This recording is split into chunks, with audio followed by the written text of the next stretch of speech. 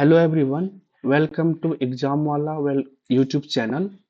आज आज एनआईटी वारंगल की तरफ से अच्छी वैकेंसी आई हुई है। सभी सभी ब्रांचों के लिए, या तो बीटेक से हो या तो मतलब बीटेक में किसी भी ब्रांच से हो, वो भी एलिजिबल है। टेक्निकल एलिजिबल है, नॉन टेक्निकल एलिजिबल है। टेक्निकल के लिए बता दूं, टेक्निकल के लिए बीटेक बी एमसीए सभी एलिजिबल है। नॉन टेक्निकल के लिए डिप्लोमा और डिप्लोमा भी एलिजिबल है टेक्निकल में, और नॉन टेक्निकल में ट्वेल्थ भी एलिजिबल है। और जो जो जो रिक्वायरमेंट है टेक्निकल नॉन टेक्निकल सभी स्टाफ के लिए एलिजिबल है।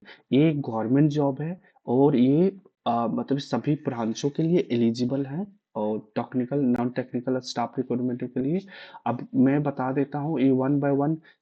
मैं डिस्कस करता हूँ क्या एज लिमिट होगा, क्या इसका प्रोसीजर होगा, कहाँ से अप्लाई करेंगे, कैसे अप्लाई करेंगे, क्या फीस स्ट्रक्चर होगा, कौन अप्लाई कर सकते हैं, कौन अप्लाई नहीं कर सकते, क्योंकि ये बहुत सारा पीडीएफ कि 20-30 पेजों का पीडीएफ है। तो मैं वन बाय वन डिस्कस करता हूँ सभी ब्रांचों के लिए। आप अपनी एलिजिबिलिटी क्राइटेरिया मैच करके जाएं, देख के जाएं कि आप एलिजिबल है कि नहीं। ऑलमोस्ट आप एलिजिबल ही होंगे। हम देख सकते हैं कि वन बाय वन कौन सा किसके लिए सुटेबल है, मैं वो देख सकता हूँ। ये जिस देख सकते हैं एनआईटी वारंगल की तरफ से ये वैकेंसी निकली हुई है। अब इसमें क्या है कि इसमें अलग अलग पोस्ट है, जैसे सुप्रिंटेंडेंट का पोस्ट है। सुप्रिंटेंडेंट का पोस्ट है, उसमें सुप्रिंटेंडेंट का जो पोस्ट है, इसमें लेवल लेवल 6 की जॉब रहने वाली है, लेवल 6 की। ठीक है। और टीचिंग असिस्टेंट की लेवल भी 6 की जॉब होने वाली है। सॉरी, टेक्निकल असिस्टेंट की। एक ग्रुप बी की जॉब है, और ग्रुप सी में देख सकते हैं, ग्रुप सी में सीनियर असिस्टेंट की और सीनियर टेक्नीशियन, जूनियर असिस्टेंट और टेक्नीशियन, ये सारी ब्रांचेस, ये सारी पोस्ट हैं। अब मैं वन बाय वन देख सकता हूँ कि किसके क्या कौन सा क्वालिफिकेशन रिक्वायरमेंट है। तो सुपरिंटेंडेंट के मैं बता दूं, सुपरिंटेंडेंट के लिए बैचलर डिग्री होना चाहिए कोई भी रिकॉग्नाइज यूनिवर्सिटी से, या तो मास्टर डिग्री होना चाहिए 50% के साथ, और थोड़ी बहुत कंप्यूटर नॉलेज होनी चाहिए, वर्ड प्रेसिंग, स्प्रेडशीट वगैरह। ये बस, कोई भी एक्सपीरियंस रिक्वायर्ड नहीं है। ये फ्रेशर भी अप्लाई कर सकते हैं, कोई भी एक्सपीरियंस ऐसा कहीं मेंशन नहीं किया हुआ है। ये कोई भी एक्सपीरियंस वगैरह रिक्वायर्ड नहीं है। ठीक है। टीचिंग असिस्टेंट के लिए बता दें, टीचिंग असिस्टेंट में जो है वो, इसमें एक पोस्ट रहने वाली है सुपरिंटेंडेंट में, अनरिजर्व, और एससी के एसटी के लिए एक। और सिविल इंजीनियर के लिए बता दें, टीचिंग टेक्निकल असिस्टेंट में बी बीटेक होना चाहिए सिविल में, और सिविल इंजीनियर में या तो डिप्लोमा होना चाहिए। बी बीटेक होना चाहिए सिविल इंजीनियरिंग में, या तो डिप्लोमा होना चाहिए सिविल इंजीनियरिंग में। ठीक है। ये भी एलिजिबल है टेक्निकल असिस्टेंट में। ठीक है। टेक्निकल असिस्टेंट में। और कंप्यूटर साइंस वाले भी एलिजिबल हैं। कंप्यूटर साइंस वाले बी बीटेक एमसी होना चाहिए computer science and information technology में, या तो फर्स्ट क्लास डिप्लोमा होना चाहिए। बी बीटेक होना चाहिए, या तो फर्स्ट क्लास डिप्लोमा होना चाहिए विथ एक्सेलेंट रिकॉर्ड के साथ, कोई भी एक्सपीरियंस जरूरत नहीं है। और बैचलर डिग्री होना चाहिए कंप्यूटर, फर्स्ट बैचलर डिग्री होना चाहिए। ठीक है। बैचलर डिग्री होना चाहिए कंप्यूटर साइंस पे, बीसीए भी अप्लाई कर सकते हैं, बीएससी कंप्यूटर साइंस भी अप्लाई कर सकते हैं बैचलर डिग्री कंप्यूटर साइंस में। मास्टर डिग्री होना चाहिए computer science and information technology में विथ 50% के साथ। ठीक है। इलेक्ट्रिकल का भी वही है। इलेक्ट्रिकल का क्या होना चाहिए, इलेक्ट्रिकल इंजीनियर होना चाहिए, इलेक्ट्रिकल एंड इलेक्ट्रॉनिक्स इंजीनियर होना चाहिए। ठीक है। इसमें इलेक्ट्रिकल पावर इंजीनियरिंग होना चाहिए बी बीटेक में, या तो डिप्लोमा होना चाहिए। बी बीटेक होना चाहिए, या तो डिप्लोमा होना चाहिए इलेक्ट्रिकल के लिए। फिजिक्स के लिए देख सकते हैं, फिजिक्स के लिए क्या होना चाहिए, physics bachelor degree in physics होना चाहिए, या या तो मास्टर डिग्री फिजिक्स होना चाहिए 50% के साथ। फिर सेंटर डिजिटल इंफ्रास्ट्रक्चर के लिए ये बी बीटेक होना चाहिए कंप्यूटर साइंस इंफॉर्मेशन टेक्नोलॉजी, या तो डिप्लोमा होना चाहिए। देख सकते हैं, या तो डिप्लोमा होना चाहिए, या तो बैचलर डिग्री होना चाहिए कंप्यूटर साइंस में कोई भी फर्स्ट क्लास का बैचलर डिग्री होना चाहिए या मास्टर डिग्री होना चाहिए कंप्यूटर साइंस इंफॉर्मेशन टेक्नोलॉजी में 50% के साथ, 50% के साथ, ठीक है। अब इसमें रियल एस्टेट में देखते थे, स्टेट में देख सकते हैं, स्टेट में क्या है, ई स्टेट में बी बीटेक सिविल होना चाहिए और कंस्ट्रक्शन में या तो डिप्लोमा होना चाहिए, सब में वही है।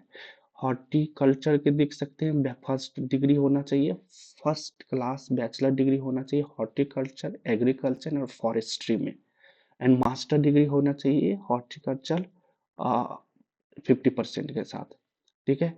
मैकेनिकल में मैकेनिकल में देख सकते हैं, मैकेनिकल में क्या होना चाहिए, मैकेनिकल में बीई बीटेक होना चाहिए या तो डिप्लोमा होना चाहिए मैकेनिकल में, ठीक है। अब सीनियर असिस्टेंट की बात करते हैं, सीनियर असिस्टेंट की बात करते हैं, सीनियर असिस्टेंट में क्या होना चाहिए, 12th पास होना चाहिए, 12th पास होना चाहिए, सीनियर असिस्टेंट में 12th पास होना चाहिए और मिनिमम टाइपिंग स्पीड जो होना चाहिए 35 वर्ड पर मिनट होना चाहिए, ठीक है। इसमें कोई भी एक्सपीरियंस की रिक्वायर्ड नहीं है, मैं बार बार बता रहा हूँ कि कोई भी एक्सपीरियंस नहीं है, फ्रेशर भी एलिजिबल है। इसमें केमिकल इंजीनियरिंग में क्या होना चाहिए कि कंप्यूटर साइंस इंफॉर्मेशन टेक्नोलॉजी होना चाहिए, ठीक है। या तो 12th में क्या होना चाहिए, कंप्यूटर साइंस इंफॉर्मेशन टेक्नोलॉजी, इसमें देख सकते हैं, इसमें क्या होना चाहिए ना केमिकल इंजीनियरिंग में कि 12th पास होना चाहिए विथ साइंस से, कोई भी 12th साइंस में पास होना चाहिए और 60% के साथ कम से कम, या नहीं तो सीनियर सेकेंडरी में 12th पास होना चाहिए विथ 50% मार्क्स के, अगर 60% है ठीक है, अगर 60% नहीं है 12th में तो 50% होना चाहिए विथ ITI, 1 साल का कोर्स होना चाहिए ITI का, देख सकते हैं 1 साल का कोर्स होना चाहिए ITI का। और अगर 12th भी नहीं है आपके पास तो 10th होना चाहिए कम से कम 60% के साथ, और ITI का सर्टिफिकेट 2 साल के लिए ट्रेड रिलेटेड टू ट्रेड रिलेटमेंट में होना चाहिए, ट्रेड रिलेटेड होना चाहिए कंप्यूटर साइंस इंफॉर्मेशन टेक्नोलॉजी में, ठीक है। या तो डिप्लोमा होना चाहिए 3 साल का, अगर 10th भी नहीं है तो डिप्लोमा हो, 10th सॉरी 10th के बाद डिप्लोमा होना चाहिए 3 ईयर का, तो वो भी एलिजिबल है, ठीक है। कंप्यूटर साइंस एंड इंजीनियरिंग में एक है, तो इसमें भी होना चाहिए, कंप्यूटर साइंस एंड इंजीनियरिंग में क्या है ना, इसमें 12th पास होना चाहिए साइंस विथ रिकॉग्नाइज्ड यूनिवर्सिटी के साथ, और 12th भी होना चाहिए ITI, अगर 12th 60% के साथ नहीं है तो 50% के साथ क्या होना चाहिए, 12th होना चाहिए ITI के साथ, ठीक है। और इसमें क्या होना चाहिए कंप्यूटर साइंस में, जनरली इसमें मेरे ख्याल से ये जो केमिकल इंजीनियर है ना इसमें केमिकल होना चाहिए, बट ये पता नहीं कैसे रिक्वायरमेंट कर रहे हैं, क्योंकि केमिकल इंजीनियरिंग में कंप्यूटर साइंस से क्या लेना देना, सो सिंपल है मेरे मेरे अकॉर्डिंग, बट आप कैसे रिक्वायरमेंट कर रहे हैं पता नहीं। बट ये कंप्यूटर साइंस क्या होना चाहिए देख सकते हैं, कंप्यूटर साइंस, ये कंप्यूटर साइंस वाले जो है वो इसमें सटीक बैठ रहा है कि 12th होना चाहिए साइंस विथ 60% के साथ, या नहीं तो कंप्यूटर साइंस में होना चाहिए, सेम क्राइटेरिया है जैसे ऊपर में था 50% विथ ITI के साथ। और इसमें अगर अगर 10th है, अगर 12th में 50%, अगर 12th में 60% नहीं है तो 12th में 50% होना चाहिए ITI के साथ, और 12th भी नहीं तो 10th में कम से कम 60% होना चाहिए, एटलीस्ट कम से 12th में एटलीस्ट 60% होना चाहिए विथ ITI सर्टिफिकेट के साथ, 2 साल, 2 साल क्या होना चाहिए, सर्टिफिकेट होना चाहिए in trade related to computer science, ठीक है। अगर ये भी नहीं है तो डिप्लोमा होना चाहिए, ठीक है। सेम प्रोसीजर है फिजिक्स के लिए, फिजिक्स के लिए क्या होना चाहिए, 12th होना चाहिए साइंस में 60% के साथ, साइंस, अगर 12th में 60% नहीं है तो 50% होना चाहिए ITI का कोर्स के साथ 1 साल के लिए, वो भी इलेक्ट्रॉनिक इंजीनियर में, ठीक है। और 10th में 60% मार्क्स होना चाहिए, और अगर ये भी नहीं है तो 10th में कम से कम, अगर 12th में 50% नहीं है और ITI नहीं है तो 10th में कम से कम होना चाहिए 60% होना चाहिए विथ ITI 2 साल का, ठीक है, with trade related electronic engineer, और ये भी नहीं है तो डिप्लोमा होना चाहिए, ठीक है। अब ध्यान से देख सकते हैं सब सब में और लगा हुआ है, ठीक है। अब सेंट्रल डिजिटल इंफ्रास्ट्रक्चर में 12th होना चाहिए साइंस 60% के साथ, अगर ये भी नहीं है तो 12th होना चाहिए 50% के साथ, और ITI का कोर्स होना चाहिए कंप्यूटर साइंस से रिलेटेड। ठीक है, अब इसमें क्या होता है, सेकेंडरी 10th अगर वो भी नहीं है, अगर ए भी नहीं है, तो क्या होना चाहिए, 10th होना चाहिए 60% के साथ, 10th होना चाहिए 60% के साथ, 2 साल का ट्रेड रिलेटेड कंप्यूटर साइंस में होना चाहिए ITI का सर्टिफिकेट। अगर ए भी नहीं है, तो आप क्या कर सकते हैं, डिप्लोमा 3 साल का होना चाहिए। ठीक है, स्टेट के लिए भी वही क्राइटेरिया है, सिविल इंजीनियर में होना चाहिए ITI, अगर 12th में 60% नहीं है तो सेम प्रोसीजर है। अब जूनियर असिस्टेंट का देख लेते हैं। जूनियर असिस्टेंट में 3 वैकेंसी है, इसमें से एक सीनियर मतलब क्लास 12th में होना चाहिए, मिनिमम क्लास 12th होना ही चाहिए, और मिनिमम टाइपिंग स्पीड होना चाहिए 35 वर्ड पर मिनट। ठीक है, और इसमें बस, अब इसमें टेक्नीशियन की बात करते हैं। टेक्नीशियन में भी सेम है, सिविल इंजीनियर, केमिकल इंजीनियर, है ना। अब सिविल इंजीनियर में क्या होना चाहिए, या तो 12th होना चाहिए साइंस के साथ, एटलीस्ट 60% के साथ। और अगर 12th में 60% नहीं है तो 12th में 50% तो होना चाहिए। अगर 50% होना चाहिए विथ 1 ईयर ITI के साथ। ठीक है, सिविल इंजीनियरिंग में। ठीक है, देख रहे हैं सिविल है तो सिविल होना चाहिए, अब मैच कर सकते हैं। तो अब इसमें या तो 10th में 12th में 50% नहीं है, 12th का डिग्री नहीं है आपके पास, तो 10th होना चाहिए 60 डिग्री के साथ, 60% के साथ, और ITI का सर्टिफिकेट होना चाहिए 2 साल का। ठीक है, इन रिलेटेड टू किसमें होना चाहिए, सिविल इंजीनियरिंग में। अगर ये भी नहीं है तो डिप्लोमा होना चाहिए 3 साल का। अगर ITI नहीं है तो डिप्लोमा होना चाहिए 3 साल का सिविल इंजीनियरिंग में। देख सकते हैं केमिकल इंजीनियर है तो यहाँ मैकेनिकल इंजीनियर का क्या रोल है, कैसे रिक्रूटमेंट कर रहे हैं। केमिकल होना चाहिए तो यहाँ भी केमिकल ही होना चाहिए मेरे अकॉर्डिंग, क्योंकि जैसे मैं देख रहा हूँ वैसा ही होना चाहिए। इसमें भी होना चाहिए 60% 12th के साथ। अगर 12th में 60% नहीं है तो 50% होना चाहिए 12th में, 12th में 50% होना चाहिए विथ, और 1 साल का ITI का मैकेनिकल इंजीनियर से रिलेटेड होना चाहिए। अगर 12th आपका नहीं है, 12th आपका 12th डिग्री नहीं है, तो आप 10th में क्या कर सकते हैं, 10th 60% होना चाहिए, और ITI का 2 साल का होना चाहिए। ठीक है, केमिकल इंजीनियर में। ये मैकेनिकल वैसे लिख दिया है, प्रिंटिंग मिस्टेक होगा मे बी। और डिप्लोमा, और 10th भी नहीं, सॉरी आपका ITI नहीं है तो डिप्लोमा होना चाहिए 3 साल का। ठीक है, आप देख सकते हैं कंप्यूटर साइंस से भी है वैसा ही है, सेम फंडा है कंप्यूटर साइंस के लिए भी, सेम ही है। 12 60%, और 12 60% नहीं है तो 12th में 50% होना चाहिए, 1 साल का ITI, 1 साल का ITI होना चाहिए। 12th में 50% होना है, 1 साल का ITI। अगर 12th नहीं है आपका तो 10th 60% होना चाहिए, और ITI का 2 साल का सर्टिफिकेट होना चाहिए कंप्यूटर रिलेटेड फील्ड में। अगर आपका ITI भी नहीं है तो डिप्लोमा होना चाहिए 3 साल का कंप्यूटर रिलेटेड में। ठीक है, सेम इलेक्ट्रिकल इंजीनियर के लिए भी है, और सेम मैकेनिकल के लिए भी है, और फिजिक्स के लिए भी सेम है। फिजिक्स में भी वही 12th होना चाहिए 60%, और अगर 12th नहीं है तो 12th में 50% होना चाहिए, और 1 साल का ITI इलेक्ट्रिकल में होना चाहिए। अगर 12th आपका है नहीं, अगर 12th आपका है नहीं तो 10th 60% के साथ होना चाहिए विथ ITI, 2 साल का ITI कोर्स होना चाहिए इलेक्ट्रिकल इंजीनियर में। अगर ITI भी नहीं है आपके पास तो डिप्लोमा 3 साल का इलेक्ट्रिकल इंजीनियर होना चाहिए। ठीक है, आप इसमें देख सकते हैं डिजिटलाइजेशन में भी कंप्यूटर साइंस होना चाहिए, या तो 12th साइंस होना चाहिए, 12th में साइंस होना चाहिए 60%, 12th में 60% नहीं तो 50% होना चाहिए ITI के साथ। अगर 12th है ही नहीं डिग्री तो 10th होना चाहिए 60% ITI के साथ, और 10th अगर ITI भी नहीं है तो डिप्लोमा होना चाहिए 3 साल का कंप्यूटर साइंस में।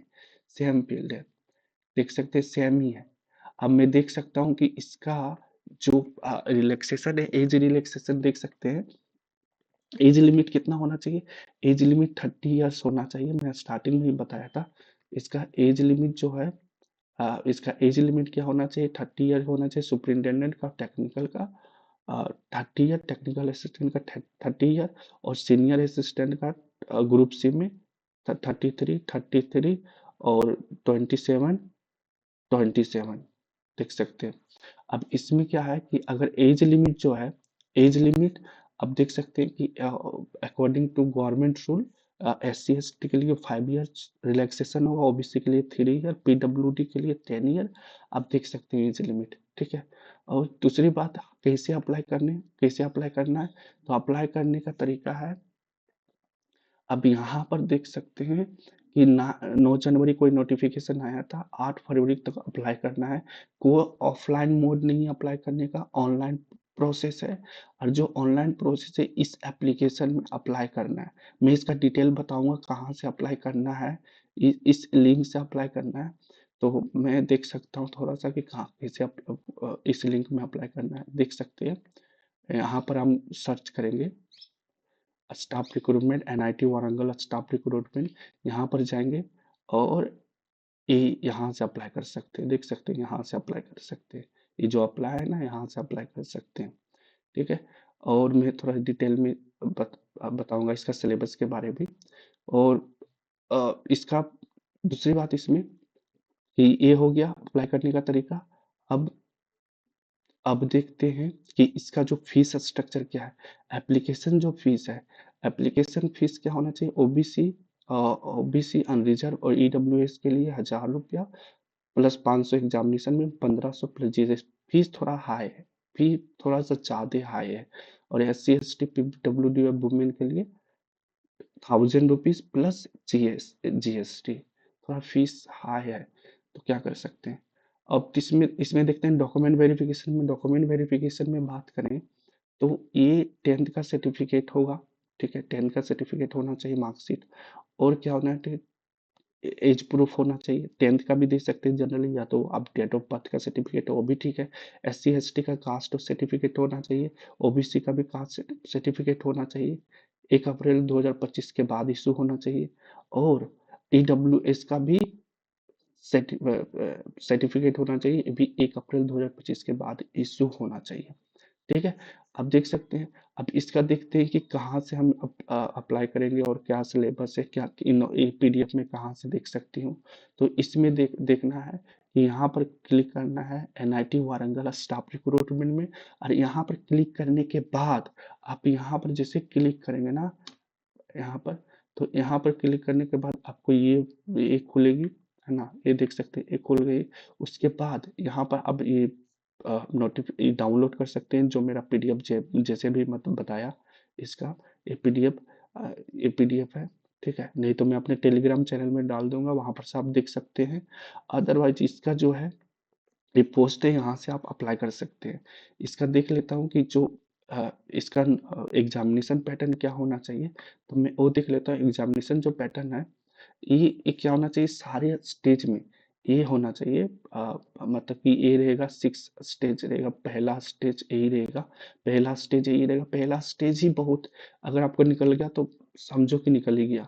तो ये पहला स्टेज में ABCD सेक्शन होगा, जनरल इंटेलिजेंस का, general knowledge, quality aptitude, English comprehension, domain knowledge, जो आपका डोमेन जो फील्ड में नॉलेज है, कंप्यूटर तो कंप्यूटर, इलेक्ट्रिकल तो इलेक्ट्रिकल, ठीक है, या तो 12th में 60% तो उसी के रिलेटेड होगा, ठीक है। और स्टेज 2 कोई भी टेक्निकल नहीं है, डिस्क्रिप्टिव टेस्ट है, कोई भी टेक्निकल नहीं है। तो इसमें इसमें सिर्फ क्या है ना, ऑफिशियल डॉक्यूमेंट कैसे करना है, नोटिंग ड्राफ्टिंग वगैरह क्या करना है, ठीक है। ये सुपरिंटेंडेंट के लिए हो गया। बाद बाकी आप सबके लिए भी वही है, ऑलमोस्ट सेम है। सीनियर असिस्टेंट के लिए भी वही है। और सिर्फ स्टेज 3 टेक्निकल डिस्क्रिप्टिव वही, तो ऐसे नॉर्मल, इसका कोई इसमें रोल नहीं है। और स्टेज 3 में स्किल टेस्ट में क्या होना चाहिए, टाइपिंग, वर्ड, ये टेक्निकल के लिए, सीनियर असिस्टेंट के लिए, ठीक है। तो आप चेक कर सकते हैं यहाँ पर, आप यहाँ से जाके इसको डाउनलोड कर सकते हैं, यहाँ पर भी देख सकते हैं एग्जामिनेशन और सिलेबस। बाकी मैंने आई होप मैंने सारा चीज़ क्लियर कर चुका है। अगर आपका कोई भी डाउट है तो आप कमेंट कर सकते हैं, मैं ज़रूर रिप्लाई करूँगा। Thank you.